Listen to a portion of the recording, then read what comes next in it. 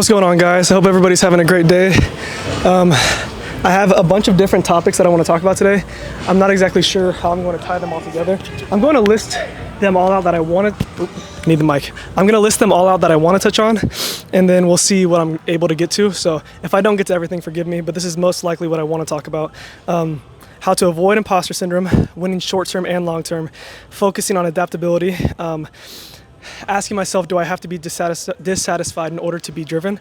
And then I'm going to give an analogy on how hard work is evidence for your growth. So firstly, I'll try to start with avoiding imposter syndrome. And a lot of these are going to be short responses, and I'm not going to go into a lot of depth just because it's a lot of different topics.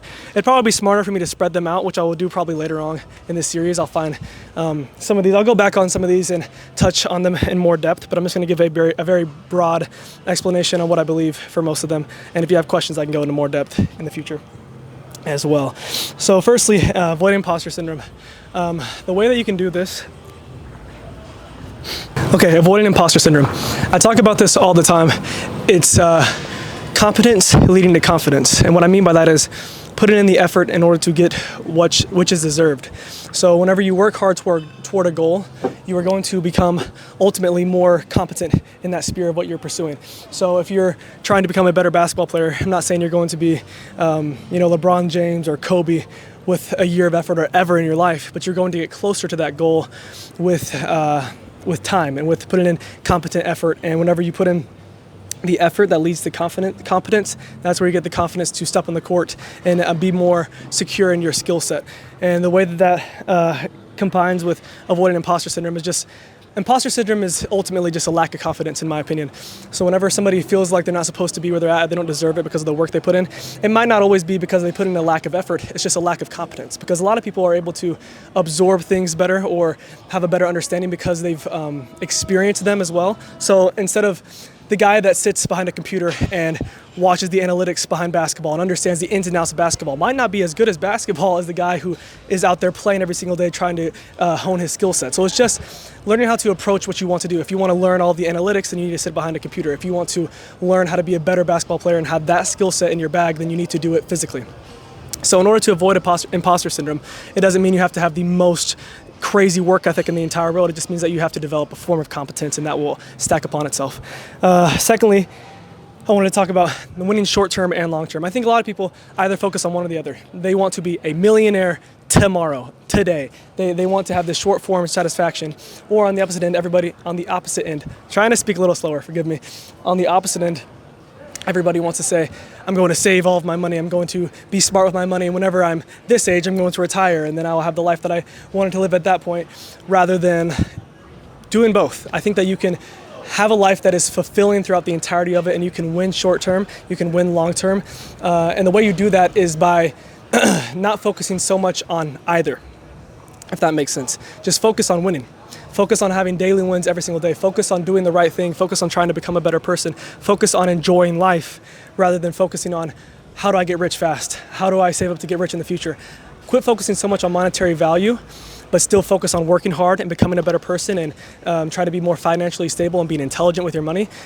And you'll be surprised that you'll most likely become financially stable. You'll become extremely wealthy. You'll become fulfilled in what you're achieving daily, because the ultimate goal is just to be better daily rather than these long-term goals or these short-term goals. I think goals are great and they can be good, but for the most part, in order to have a fulfilling and happy life, you have to focus on both short-term wins and long-term wins. The next one is, I have to keep looking down here because the glare is horrible. I think the brightness is all the way down. Okay, do I have to be dissatisfied in order to be driven? And this is something that I used to think you had to have all the time. This is something that James Clear talked about on a podcast with Andrew Huberman. And I'm gonna use the same analogy that he did, but firstly I wanna explain kind of my own personal experience. So for myself, I thought, in order to be driven, in order to have this motivation and inspiration every single day, I have to be dissatisfied. I have to look at it as, if I want to, once I achieve this goal that I've been trying so hard to achieve, I have to make a new goal and I have to have something else to chase. And if I'm not chasing something, then I'm not going to find that fulfillment. I'm not going to get that thing that I want. But if you're constantly doing this to yourself, it is an unhealthy habit that's never going to lead to you enjoying life. And that kind of goes with the short-term or long-term goals that I was talking about earlier. If you're focusing on just getting wins and then not celebrating them, not taking the time to experience life, then you're just going to sit in it for a second and then all of a sudden be back chasing. And that can be great and it can lead to success, but it's not going to lead to overall fulfillment, and it's not going to lead to you being a happier individual. And again, it goes with like being Christ-like as well. This guy found a cold plunge. I am sitting on it. But I'll tell him there's another one. Yeah, but basically it goes with being Christ-like as well. If you want to be closer to God, you have to focus more on getting closer to God rather than achieving monetary things. And I think that overall, if you are trying to do things in a way that will honor God, it will lead to both of those things happening. The final thing I want to talk about, let me do that analogy that James Clear mentioned. So the analogy he had was an acorn falling from a tree, okay? And reviewing ourselves as the acorn in this example. An acorn falls from the tree, it ultimately plants roots, it gets watered, it grows steadily at a steady pace, and it eventually becomes an oak tree.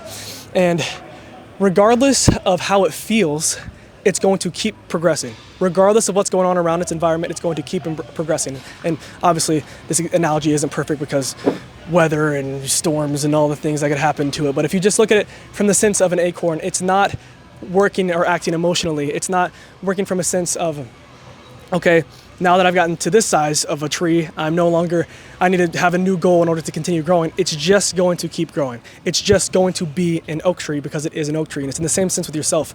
Be an oak tree. Be somebody who is successful. Be somebody who is working on themselves. I am somebody who wants to be successful. I'm somebody who wants to be Christ-like. And in the pursuit of those things, you are going to lead to being driven. And it's going to lead to being driven and also fulfilled rather than one or the other.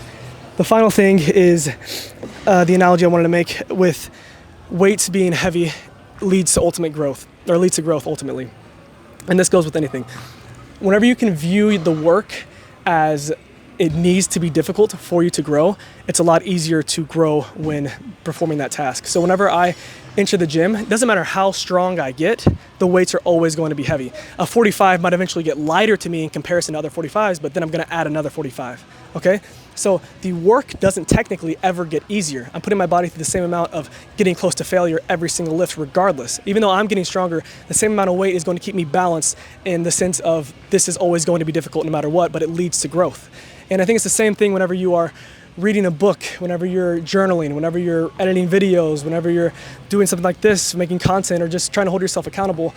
It's going to be difficult, but if you do it with the intention of this is me growing because it is difficult, then it's a lot easier to overcome adversity and overcome things that are hard. So that's the message for today. I ended up touching on everything. It was a little bit long-winded and not the best explanation, but I hope you guys drew something from it. And I, obviously did this to try and test myself to see if I'm capable of giving a message that can correlate and, come back to the same message from the very beginning. And the message is, in order to be driven, you have to do difficult things.